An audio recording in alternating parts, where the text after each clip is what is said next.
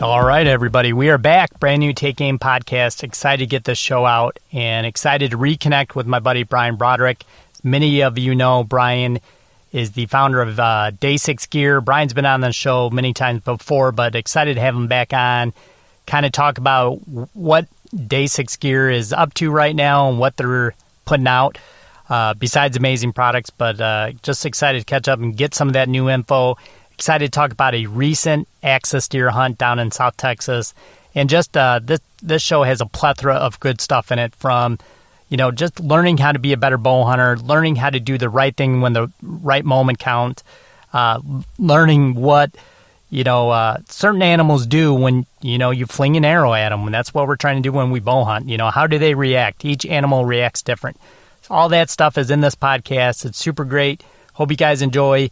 And as always, this show is brought to you by HuntStand. Use the code TakeAim10 to upgrade to the Pro version. Make sure to check out their great products from Day 6 Gear. And as always, deer season never ends. We'll see you guys again next week.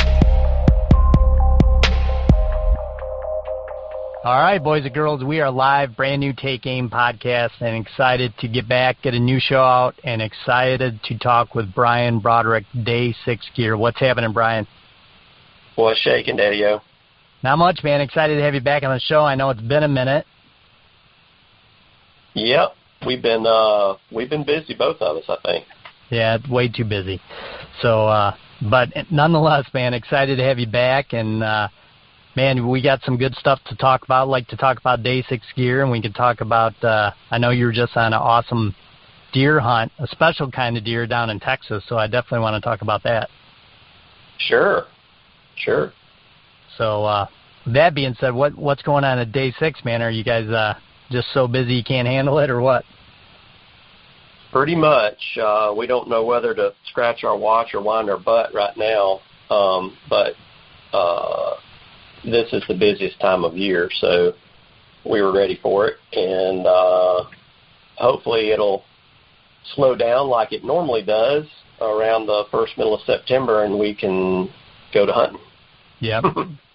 Yeah, exactly. So anything new and exciting coming out from Day 6 Gear? I know you guys have, which has been great. You guys have been putting a lot more out on YouTube, which I appreciate. And I think over the last, I don't know, when did you guys kind of update some of the insert systems, and you guys kind of went to a .001 complete compliance on all those arrows as well?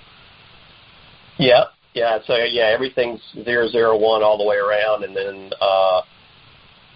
we've brought in the titanium options for our centric system, our component system that goes with our arrows, and we've added a few bleeder blade options on the broadheads. It's just we do have some things product-wise that we're going to be releasing this fall, but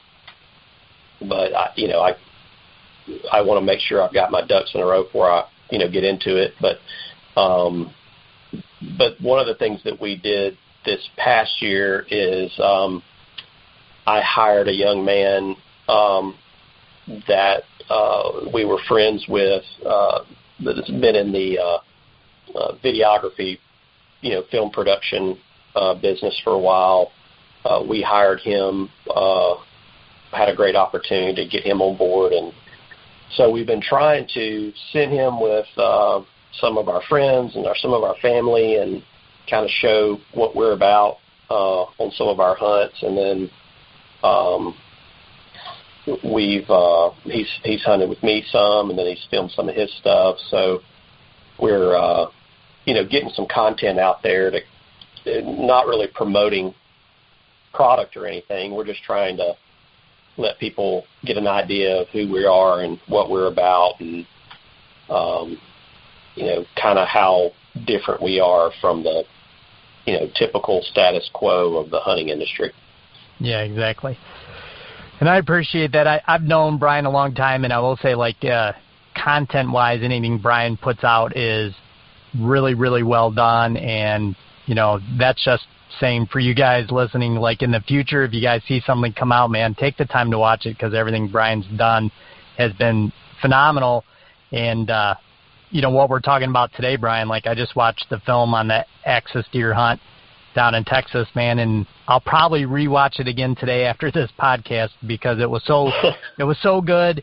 And, what was it, about 10, 11 minutes, and it just seemed like it went by so fast I could watch it again and probably see something I missed the first time because there's that many good parts of that film in there. Well, we could certainly make our little films we're doing longer. We have plenty of content to do so, and most of what you see out there now is a lot of long form type, production stuff. But I value people's time because my time is so sacred, and I don't have a lot of it, and so we just try to do a succinct message, get to the point, make it entertaining, and try to, convey the beauty and the romance of bow hunting, because that seems to be lost on a lot of people these days, and just make it short and sweet and let people get back to work. And but it's been fun. I don't necessarily like being in front of the camera. I have a face for radio, so most of the films are with others. But every now and then I have to bring Shane along to film me, because I do a lot of hunting, and it would be foolish to not be capitalizing on having him on board. So that's right. You get to put some animals on the ground, and it definitely would be kind of what's the word I'm looking for? It basically would just be a shame, Bryan, if you didn't get to capture some of those. Yeah, well, good thing is they make face masks, so people hadn't got to look at my ugly mug, and they can just watch the hunting. And I've always been super selfish when it comes to hunting. I hadn't wanted to have a camera guy basically messing me up, because that's the way I always would view it. But when Shane reached out to me and said that he would love to come work with us and help us grow day 6, I was not looking for a person to do that. I was not considering it, but when quality people come along that you try to find a place for them. And so I just felt like he and his family both really represent our philosophies when it comes to hunting and family and faith and things like that. So it just was a good fit. And the other reason is he's just a killer. I mean, he's not a camera guy that happens to hunt. He's a killer that happens to know how to run a camera and edit very well. So he was kind of the perfect little mix, of skill sets there to fit in with me and my, idiosyncrasies and quirks that most people can't deal with. But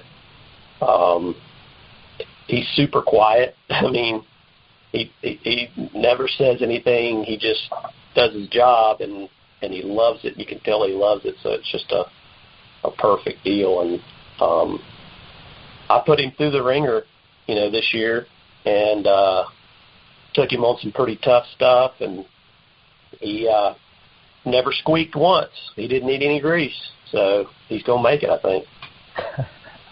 No, that's good. That's good to have somebody that has that hunting background as well.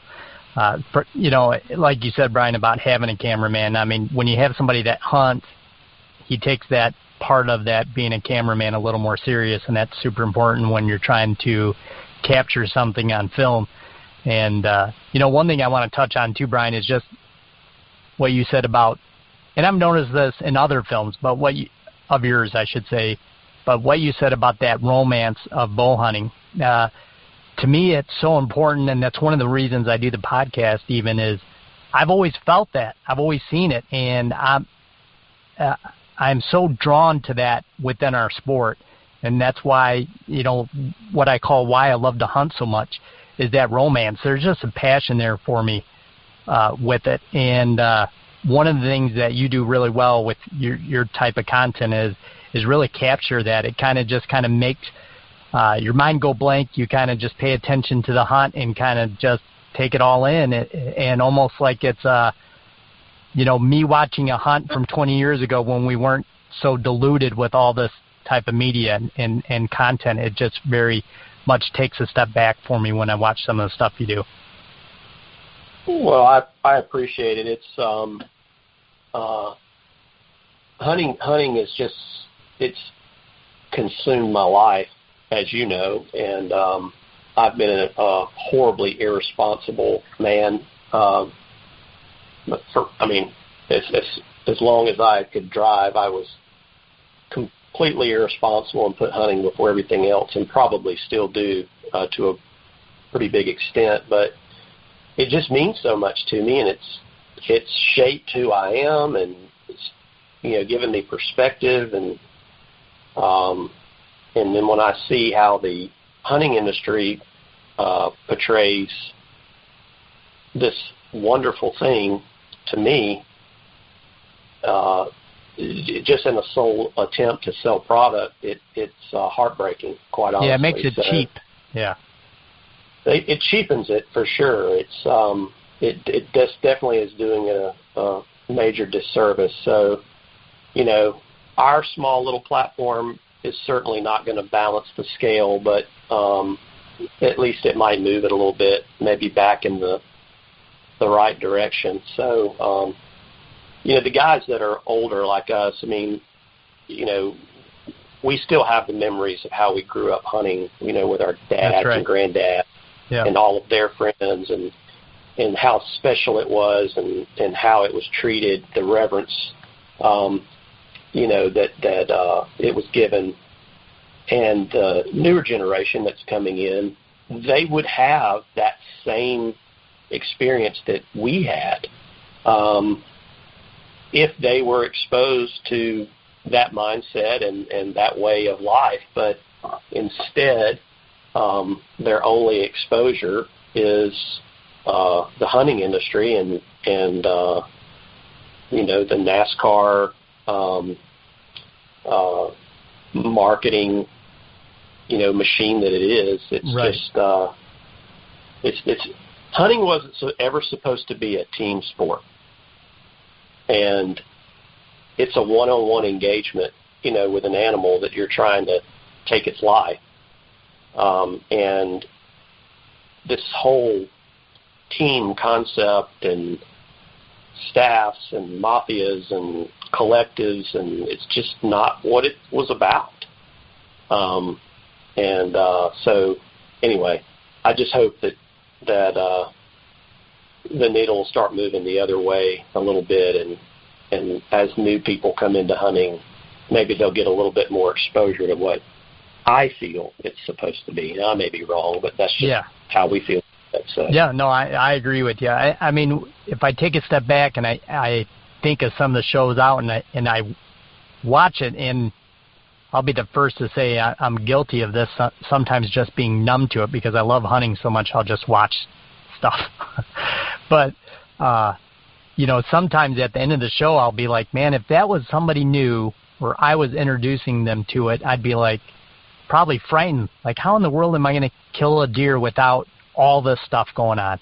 They make it seem like you need 87 products that you couldn't even carry in 4 backpacks, to kill a deer. So a lot of it is the wrong message, and I agree with you, and that's one of the reasons, like I said in the start of this part of the conversation we're having now is just the simple connection that you've always been able to put out into your content, which is so important. So I appreciate it. I appreciate it. I think you can see that I'm shooting a wheel bow in these latest that's right. deals. Yeah. And I've always been a stick bow guy, but at heart that's that's what I am, as a stick bow guy. But I started day 6 to help guys, to try to steer them away from what the hunting industry was telling them they needed, which is not what they need, and to be successful, in my opinion. And so, as guys are calling daily, and I'm helping, 100 guys a week get set up, right, 95% of them are compound shooters. And so, for me to say, oh, well, I can't really tell you what's going on with the bow because I shoot a stick bow, well, that's not going to do anybody any good, and it's counterintuitive to the whole reason I started the company was to help guys. So right, that's right. A couple of years ago, I got going again shooting a compound. It's like shooting a laser beam compared to my stick bows. But I've enjoyed it, and I've simplified the compound as much as the market will allow me to do. Now, I've made a couple of things ourselves on our machines because everything else, some of the things out there were way too complicated. I've basically hybridized and built a fixed sight.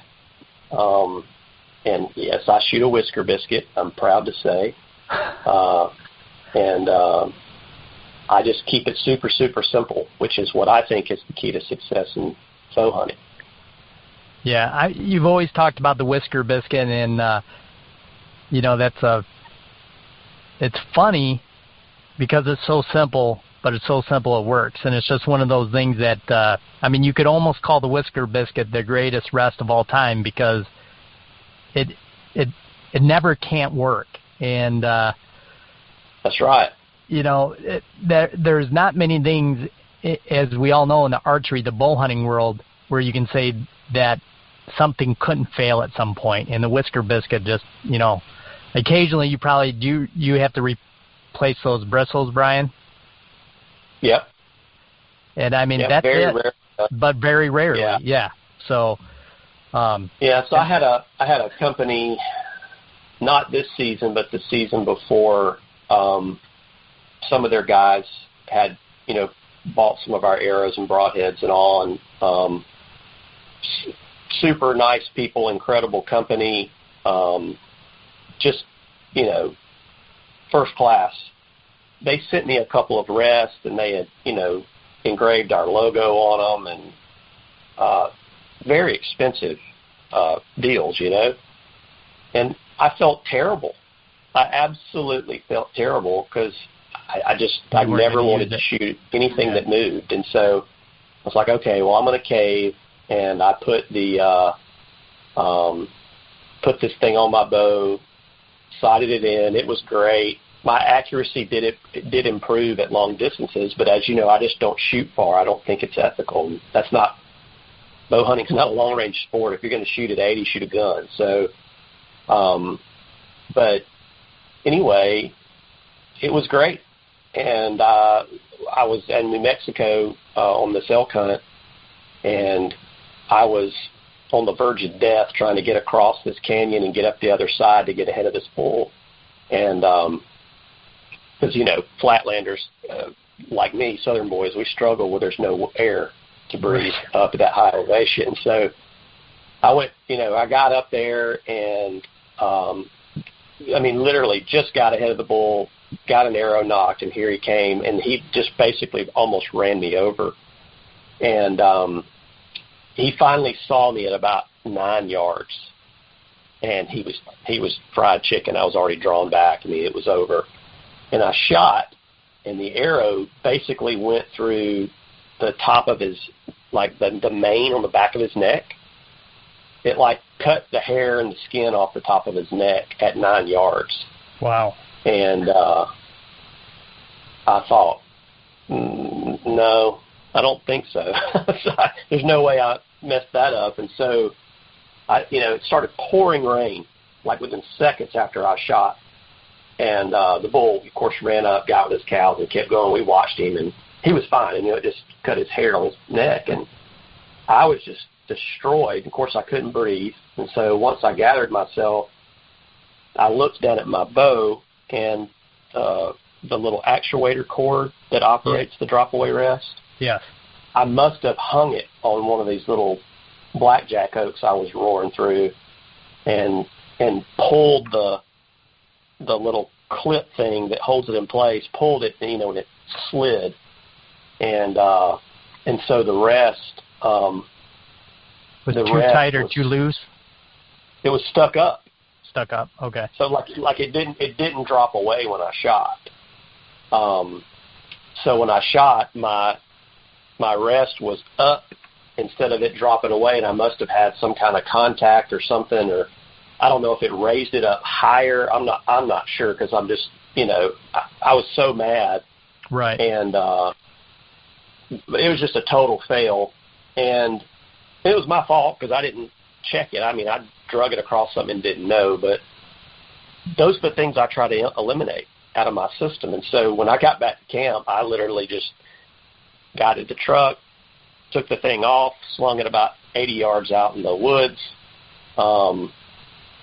went into the console of my truck, pulled one of the whisker biscuits out of there, bolted it on, got my bow dialed back in with the headlights, and took off. So that's just my experience. That's my one experience with a drop-away rest, and everybody shoots a drop-away rest. Right, yeah. So literally, if I had one on my bow for 3 months, and the first hunt I took it on, it failed, how often is stuff like this happen to guys that have always hunted with one, and that's all they hunt with? Right. So anyway, I just keep it super simple. If I could weld everything on my bow, I'd do it. No screws, no bolts, cannot no move. nothing. Yeah. Yeah, I'd love to do that. Yeah. No, I hear you. No, there's definitely some good, like your bow setup is set up in, simplicity is perfection, and that's kind of how your bow setup is, and I don't blame you for that by any means, because the less, shit that can break, man, that means the more hours you can put in stand or in the field, and that's what you're there to do. That's it, man. All I'm worried about is making a good, clean shot and, making it, be as quick and clean with the animal as possible. And if that means not taking a shot, that means just not taking a shot. Yeah. I am a firm believer in practicing at long distances. Firm believer. It makes your 30 look like 10. I mean, there's definitely value there, but the hunting industry has converted the long-range practice into long-range unethical shots on animals, and nobody talks about those shots, but they take place a lot. A lot, yeah, they do. That's for sure. And animals at 100 yards, they move where our targets don't move, and it is hard and to do that. And I don't know, like, I haven't been in that position to say, you know what, I'm going to try to smoke this thing at 93 yards. There's so many things that come into factor there. And let's say all things were perfect, I don't know if I would take that shot still. To me, it kind of, eliminates what me and Bryan talked about earlier in the podcast, is that romance. Like, I kind of want to see your eyeballs. I kind of want to smell your breath. I want to be that close. I want to, 20 and in is cool with me. You know what I mean? So. Yeah, and there's a reason to be proficient at longer ranges. So, one of my philosophies when it comes to larger game like elk or moose or whatever is get as many arrows into that animal as fast as you can before they get out of range. And that's super important to me. Sure. And because those bigger animals sometimes are hard to bring down, and then sometimes they can take it. Your eyes, your eyes will lie to you and tell you, man, you've made a great shot. Where in truth, the animal was quartered to you more than you thought, and you only got one lung. And the animal runs out to 60 and stops and looks back. Well, that's when another arrow should be on the way. Right. And there's been many times that I've killed a bull, like an elk or a moose or a caribou, on like a second, maybe even a third shot, where I thought my first shot was, subpar maybe. Yeah, or when I thought they were lethal. So yeah, okay. So that's why, honestly, this is a great point. I don't know if this is stuff you want to talk about, but that's why I shoot 4-fletch. it's not for the stability or the flight. I mean, it certainly helps recover if you hit something or you got crosswinds. Right. I mean, but I shoot four-fletch because I don't have to take my eye off an animal to load another arrow. So you just put it on, knock it on, you mean? Yeah. Yeah, I can knock it onto the string, and I don't have to look down to see with a three-fletch which way the cock feather's out. With four-fletch, it doesn't matter. You know, it's that's a good point. Up or down's the same. Right. That's a good point. So that's why I shoot four-fletch is for follow-up shots. Because it's made a huge difference. I mean, if you shoot a bull elk and he's with 9, 10 cows, all hell breaks loose. I mean, the world erupts. And, they're taking off, moving through timber or brush or whatever. And if you have to take your eye off that bull to look down and get an arrow on your string and get your arrow, the second follow-up arrow loaded, when you look back up, there's going to be this period of acquisition where you've got to find him again, figure out which one he is, where he is, and get reacquired with him. And with four-fletch, you don't ever have to take your eye off, and that's been super important for me. Yeah, that's a good idea. That's a good idea. That's a very good point, and that's always a significant. It probably is only a few seconds, but that few seconds when an animal is running is a big deal when you're taking your eyes off of him to load an arrow. That's a big. That's right. That's a big deal. Yeah. So, and if you have to find him again, normally the time it takes for you to find that animal is the second or two that he has stopped, looked back, and then he's going again. But if you were already at full draw when he stops, that's when you can execute the follow-up shot. Yeah, that's right. I shot a moose up in Ontario about 10 years ago, and I shot the bull quartering to slightly. I thought he was broadside, but it was pretty low light, and once I shot, I realized the angle that he was at. And so,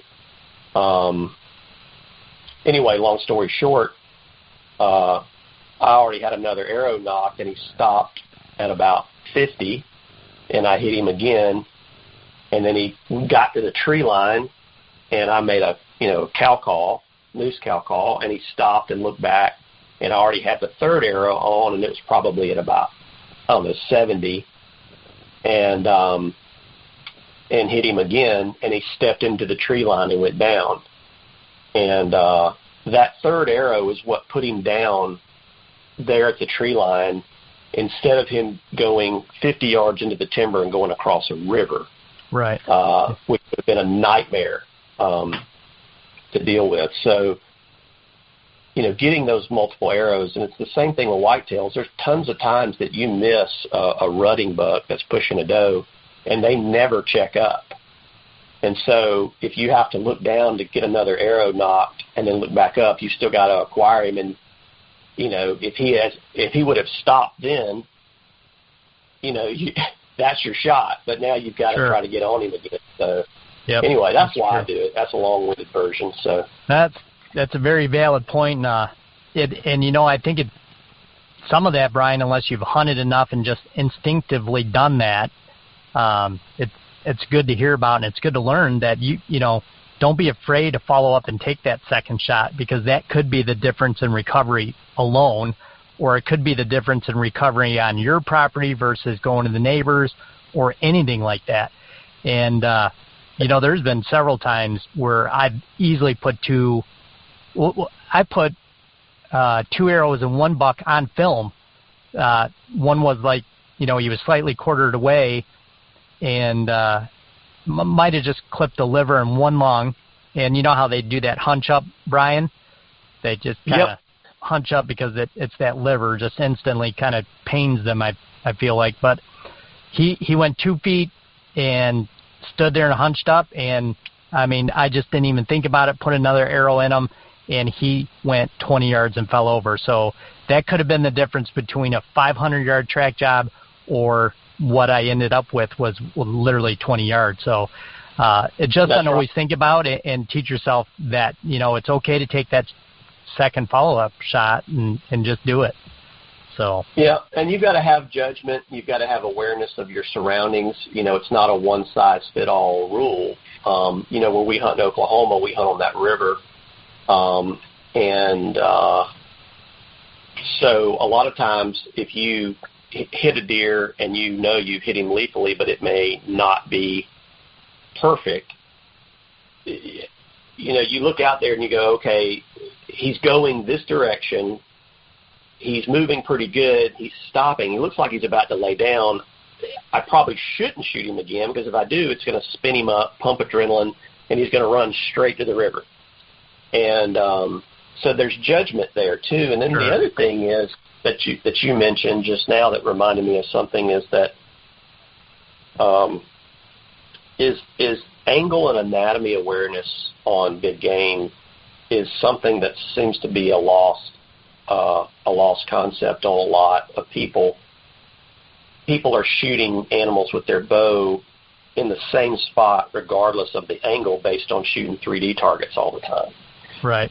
And what reminded me of this is when you were saying that is I got a message about our film that we put out yesterday where I had shot a really big boar, and he was quartering away. It was about 30 yards. He was quartering away hard, and I was aiming for behind the back rib because you have to envision where the arrow is going to come out, not where it's going Right. to go in, and that's what a lot of people don't understand. It. Yeah. So you drove that arrow up through him, up through those vitals based on that angle. Yeah. So when I shot, he had been maintaining the same angle on his walk. And so when I shot, right when I released, again, it's a great example of what happens between the shot release and the actual impact with moving animals. As I shot, he slightly turned further away. But that's okay if your setup is right. You know me, I'm always planning on my setup is if I hit straight up the shoulder or whatever. Right. Well, that was one of the biggest boars I've ever killed in Texas. He was big. And he turned just like at a worse angle further away, but the arrow went in through the ham and buried all the way up into his brisket. So it literally went completely through him end to end, through his lungs, through the top of the heart, and stopped at his brisket. And, the arrow was completely still inside the boar. And he literally ran out 50 yards, looked back, fell over. Yep. But it was knowing what angles to take. And, sometimes with ground hunting, a frontal shot is almost more effective than anything else, depending on the angle of the animal and the elevation differences between you, and the type of animal, But yeah, some of the frontal shots are incredible. They can and people be, don't, for sure. People don't take them because they don't understand the when and the why, and that's probably the right decision to make, not taking it if you don't understand the anatomy. But if you do, it's pretty damn deadly. Yeah, it can be. Matter of fact, I shot one down in Texas, Texas Panhandle, and on the ground, deer was basically doing that, Bryan, like kind of, facing me. And based on his angle, he was getting a drink out of a creek. And based on the angle he was, I knew which way his body position was and which way he was, like, basically going to bound off. So I was just super calm about that shot, and I knew that if I aim here, he doesn't move, I bury it through his chest, he's dead. If he does bound off, I hit him right behind the shoulder, and he's dead. And right. Long story short, I hit him right in front of the shoulder, right where I wanted to. That arrow, unfortunately, didn't come out, so I didn't have like that exit hole for blood, but it went all the way through his body and just wrecked him. And they don't go far like that. Yeah, it just couldn't go far, And but it was just understanding like what you just talked about, like knowing his body composition, knowing where the vitals were, knowing worse. I even thought of, like I said, worst case scenario, A and B. And that was just, being able to keep my nerves at bay and having some wits about me. And it ended up putting, my first Texas buck on the ground ever. So, it's just some of that is learning, but, take that time to learn and take that time to figure out where the vitals are and try to remember those shots and those shot angles. And it will just ultimately put more deer or any game on the ground for you more often.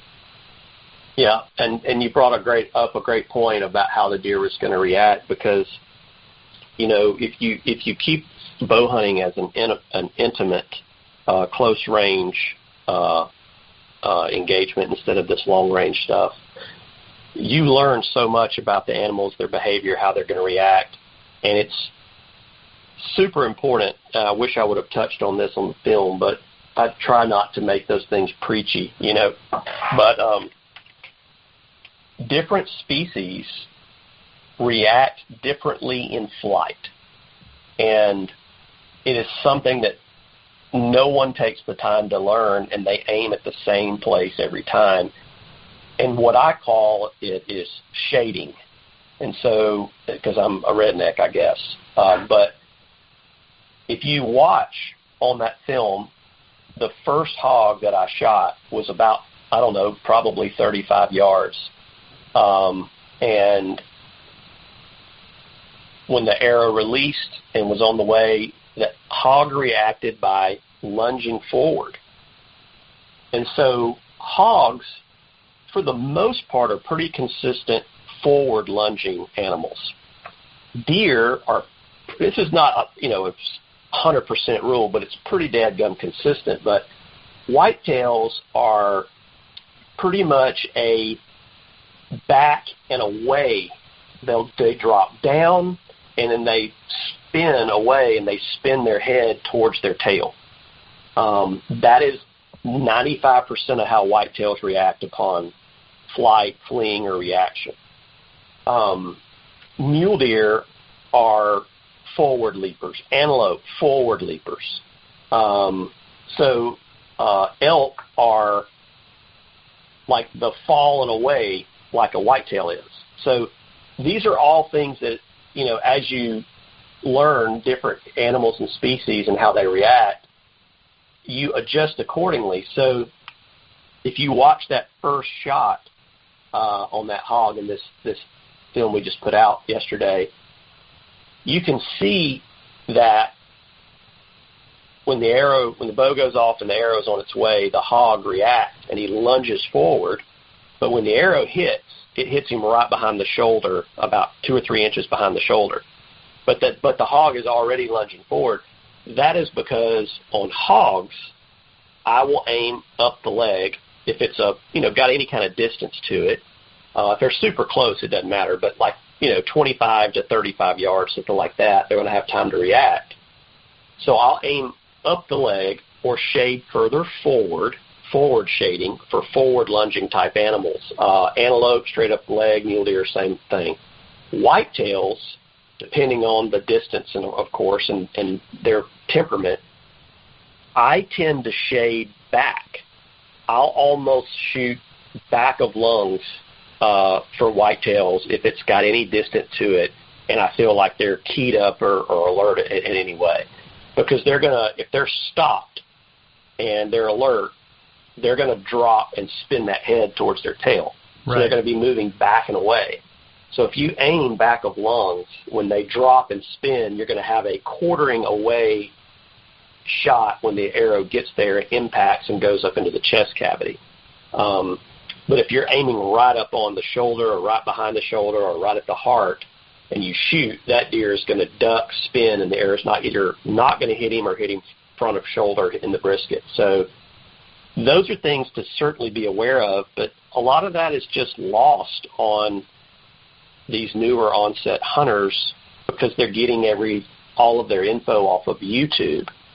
And most of the folks on YouTube don't kill much. I guess they're too busy filming YouTube videos. I don't know, but they're, these newer people coming in are getting all of this information and they're building like this set of rules based on what they're seeing or hearing, and it's not based on real-world experience. And the majority of the rules they're building is not going to translate actually into the field for hunting. Right. It may be great for shooting foam at a tack shoot, but not in hunting. So it's the stuff that unfortunately a lot of people are missing when it comes to hunting education. Well, speaking of hunting education, Bryan, I totally agree with what you just said, but give us a little bit in depth about this hunt and just educate us on how you went about hunting axis deer on this property in Texas, and just kind of what you learned. I don't know. I know Bryan has killed more animals than I will probably in 2 lifetimes, but had you killed the axis deer before, Bryan? Yes.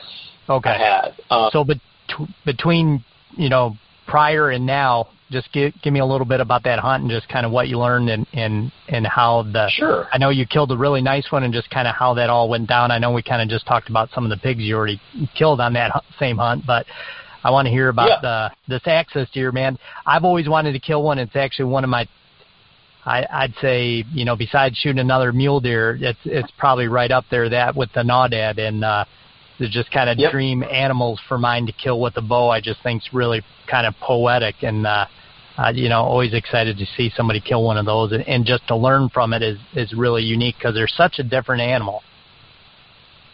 Oh, they are, and they're probably one of the toughest bow hunting animals that I've hunted.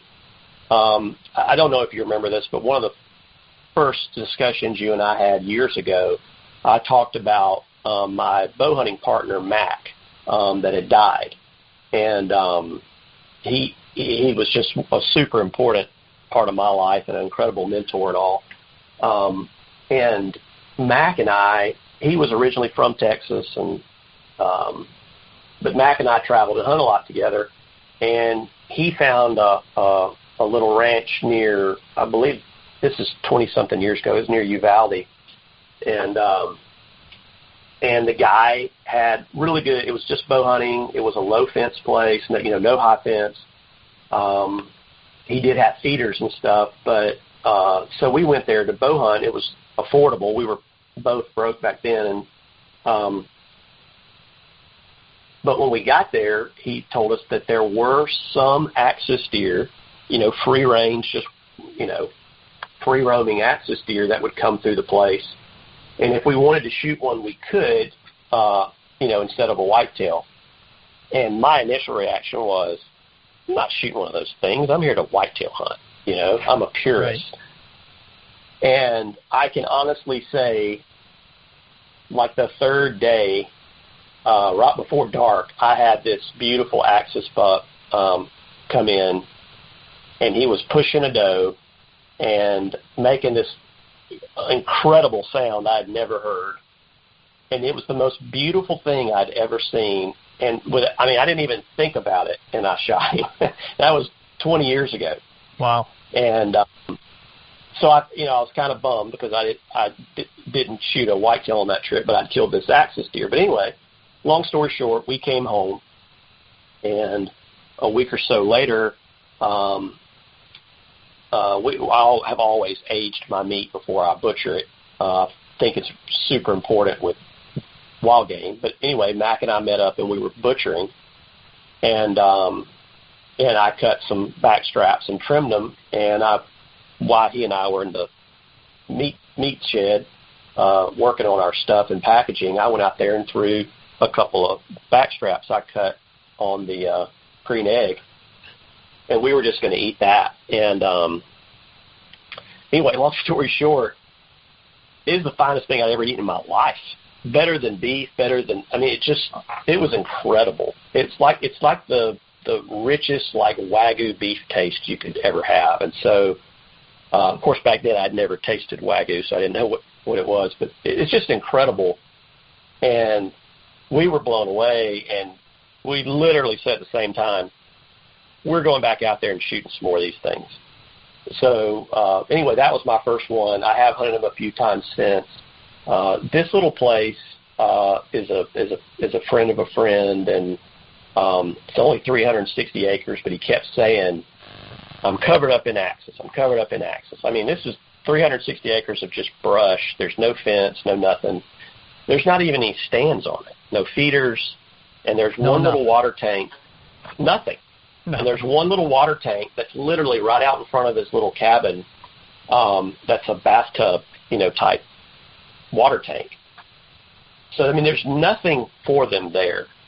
And other than lots of cover and no pressure. And that is number one for killing big animals, big whitetails, big anything. Lots of cover, no pressure. They take cover and safety over all else. Water, food, everything. They'll starve themselves to death. Any animal will that you hunt will to stay in a good sanctuary. So anyway, never been there before, got there. I said, heck, we got to at least start at the bathtub out there and just kind of track our way back. And so that's what we did. We walked out 300 yards to this little bathtub and saw the trails coming from all directions and just started backtracking them, and we were in them. I mean, they were just there, and they were moving through this place like crazy. And but Texas is open, so it's incredibly hard to do it from the ground without getting busted. And they were in bigger groups, 10 to 12 animals, sometimes 30, 40 animals. Wow, in this one group we kept seeing. Yeah, and so it was almost impossible to get in on them. And then the other disadvantage or hindrance there was that, I mean, if it was the first 3 hours a day, 3 hours of the morning, or the last 2 hours of the evening, the dadgum hogs would come out of the woodwork. And so you're literally having to walk past hogs with their snouts buried in the dirt, rooting around. You're having to walk past them because you've already shot too many, and you keep blowing axis stalks by shooting hogs. Wow. And so we finally just had to quit shooting them. And it's like, if you look on the video, you can see sometimes I only have like 2 arrows in my quiver when I pick the arrow up from shooting an axis deer. Well, heck, it's because we've shot 2 or 3 hogs on the way. No kidding. And but we finally figured out the kind of shady, cool areas that they wanted to be in during the day, and got our wind figured out. And it was incredibly hot, bugs everywhere. So we basically figured out where they were coming back to for the heat of the day, and we just kind of camped out in that area. And then once we identified a buck we would want to try to kill, we would try to crawl on them. And the buck I killed, my gosh, we crawled for I don't know how long. It was, like 3 or 4 hours, and we probably only covered 100 yards. Wow. And chiggers were everywhere. Oh, that's the worst.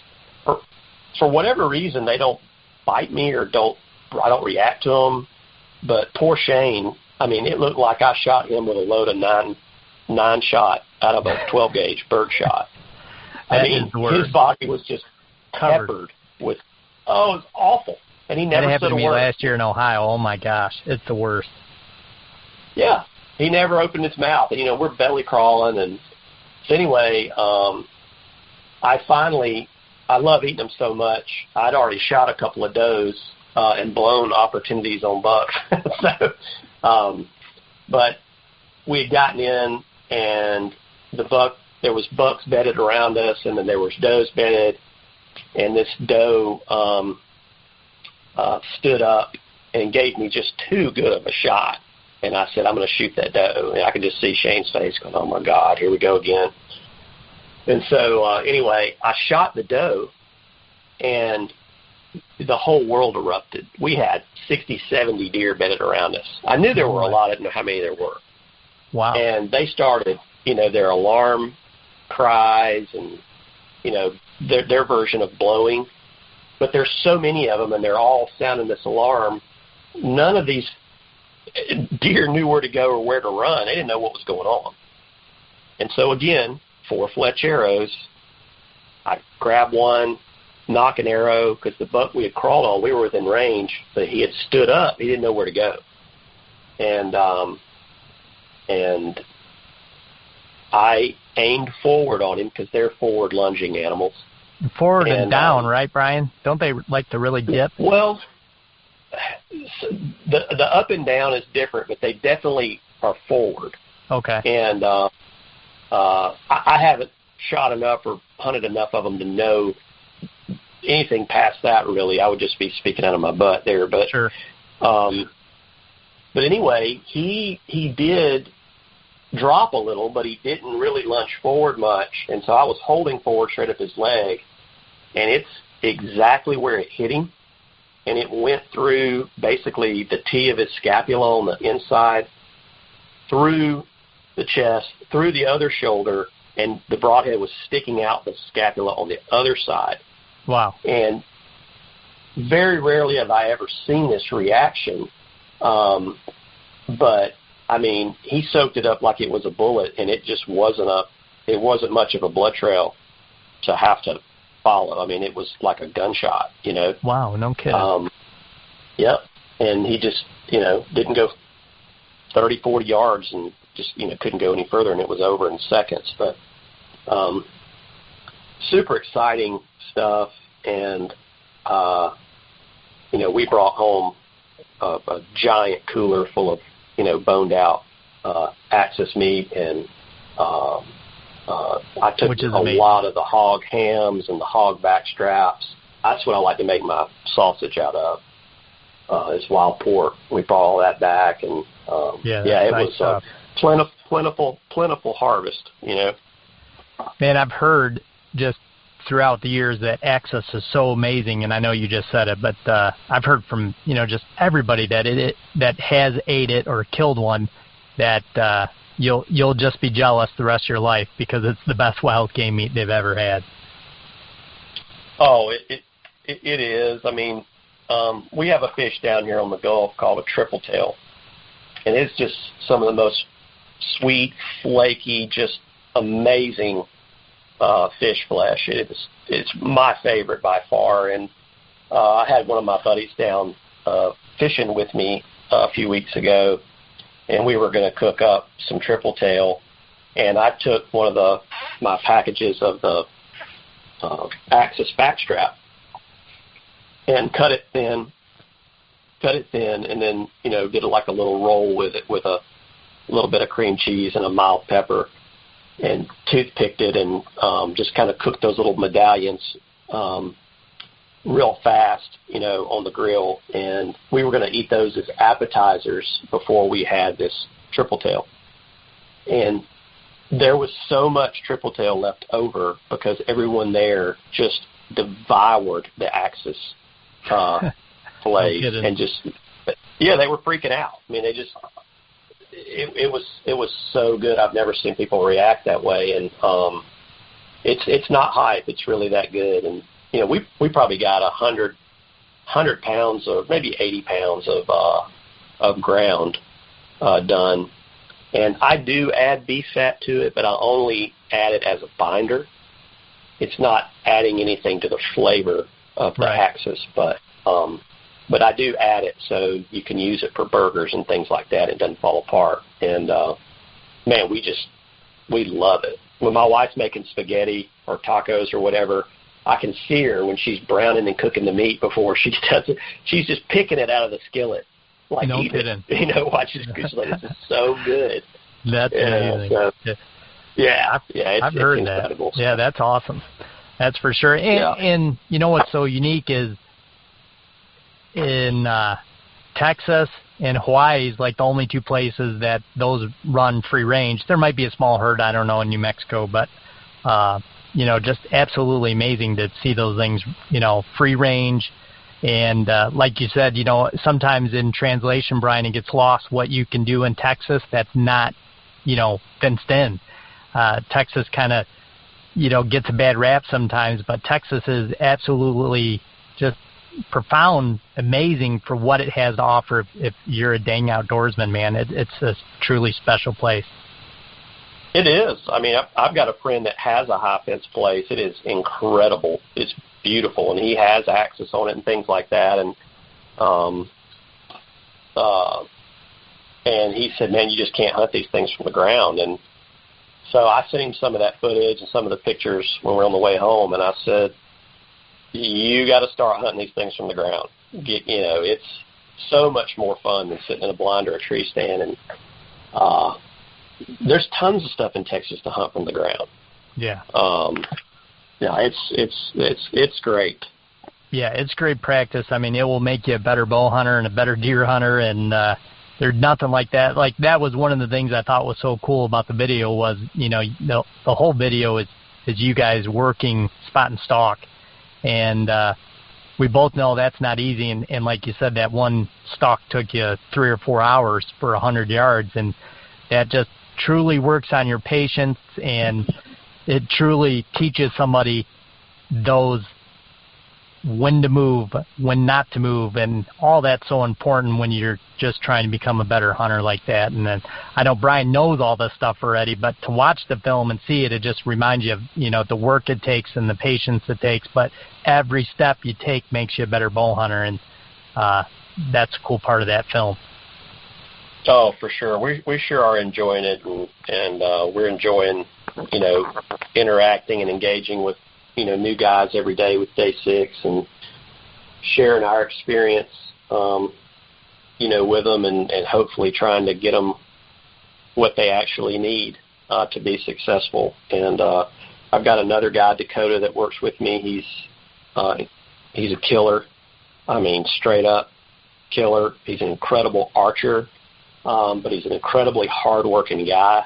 And so I'm super blessed to have those two young guys with me and helping build this company. And I mean, that's the kind of people that we're going to recruit as time goes on, is killers first, hard workers, good ethics, and a true love for hunting, so that's right. Yeah. But anyway, that's it. Well, good deal, man. Well, thanks, Bryan, for being here. I'm sure you got to get back to work. I've sucked up a lot of your time today, but I appreciate catching up and getting, some of this info and just, a lot of good stuff we talked about today. I think is really important. You bet, buddy. And talk to you soon. All right, man. We'll do it again. And as everybody knows, deer season never ends. We'll see you guys again next week. Thanks, Bryan.